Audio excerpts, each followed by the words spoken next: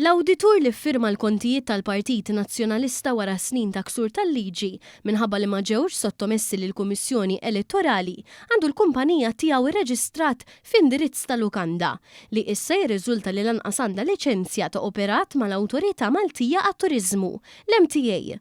L-awditur Ryan Borch għandu l-kumpanija tiegħu Precision Malta, iżda l-accounts tal-Partit Nazzjonalista iffirmhom fuq ismu personali u fuq indirizz f'Marsa Xlokk. Minflok l-indirizz propja tal-kumpanija u 16 triq id-duru in-Nadur, l-istess tal-lukanda tiegħu Siholi li qed tiġi reklamata online bħala ta' tliet stilel, iżda li qiegħda topera mingħajr il-permess meħtieġ tal-awtorità responsabbli. Dan id-dettal żvelatu l-ewwel il-Gazzetta Torċa li notat li Borch uża indirizz ieħor f'Marsa Xlokk flok dak tal-kumpanija u mhux magħruf jekk dan setax ikun possibbli skont ir-regoli tal-accountants. Il-kontijiet finanzjarji mill-2020 li hawn ġew iffirmati minn Borch li wkoll fetaħ il-kumpanija tal-awditjar tiegħu f'Settembru li għadda, 3 ijiem qabel l-elezzjoni interna nazzjonalista għal ħatra ta' kap. L-awditur iffirma l-kontijiet f'ġurnata waħda, il-31 ta' Ottubru, iżda l-Partit Nazzjonalista baqa' jkaxkar sal-15 ta' Diċembru biex mar jissottomettihom mal-Kummissjoni Elettorali.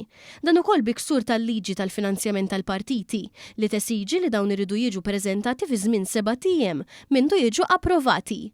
Minflok il-PN ħa kważi 7 darbit iżjed minn dak permessibbli u baqa' jkaxkar saqaħ sa nofs Diċembru. Meta finalment saru pubbliċi l-accounts il-kap Alex Borch kien qal li l-partit għandu dejn ta' 11 miljun euro u bekk ħeba aktar minn 20 miljun euro dejn. Dan hekk kif sa ftit qabel kemm il-predeċessur tiegħu u anke s-Segretarju Ġenerali Nazzjonalista Charles Bonello dejjem sostnew li d-dejn ilaħħa 32 miljun euro.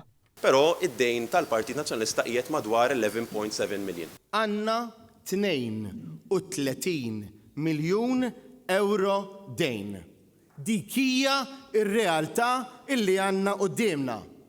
Intom għandkom ċifra kemm taħsbu? 32.5. Kemm? 32.5 kif kien dikjaraka.